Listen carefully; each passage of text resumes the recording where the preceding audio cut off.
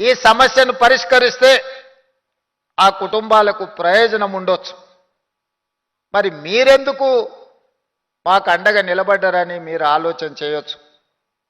మీరు అనుకోవచ్చు, రేవంత్ రెడ్డి గారు మరి ఎందుకు వాళ్ళిద్దరితో పాటు గెంటివేయబడ్డాడు అని.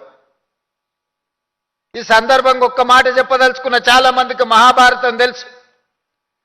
మహాభారతంలో ఒక్కొక్కరిది ఒక వీరోచితమైన గాథ, ఒక్కొక్కరిది ఒక గొప్ప త్యాగం. అందులో చాలా మందికి అర్జునుడు, కృష్ణుడు నచ్చొచ్చు. నాకు మహాభారతంలో కర్ణుడు, అదేవిధంగా బార్బరికుడు అనే ఒక పాత్ర ఉన్నది.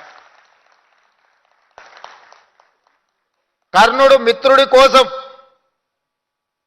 కర్ణుడికి అవమానం జరిగినప్పుడు అండగా నిలబడ్డ మిత్రుడి కోసం సర్వం ఒడ్డి పోరాటం చేసిండు.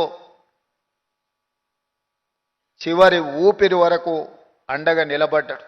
కొందరికి అది తప్పుగా, కొందరికి నచ్చకపోవచ్చు.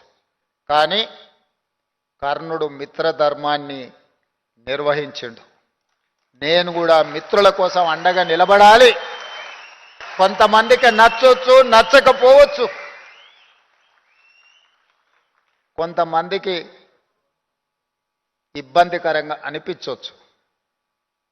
కానీ మాదిగలను మిత్రులుగా భావించి అండగా నిలబడాలి అని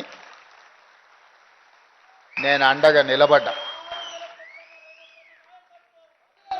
రెండవ పాత్ర బార్బరికుడు. చాలా మందికి పాత్ర తెలియదు.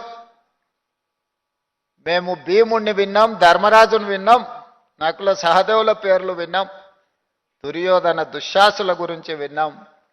బార్బరికుడు గురించి మేము వినలేదని చాలా మంది అనుకుంటుండొచ్చు. భీమసేనుడి కుమారుడు ఘటోత్కచుడు. ఘటోత్కచుని కొడుకు పేరు బార్బరికుడు. మరి ఆయన ప్రత్యేకత ఏందని మీరు అనుకోవచ్చు. బార్బరికుడి ఉన్న ఒకే ఒక్క గొప్ప లక్షణం, బలహీనుల పక్షాన నిలబడి కొట్లాడడమే అతనికి ఉన్న గొప్ప లక్షణం.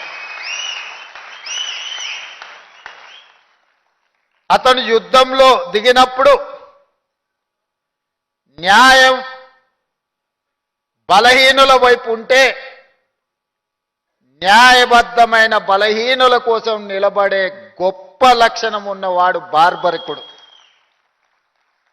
ఈ వర్గీకరణలో కూడా న్యాయం మీ పక్కన ఉంది.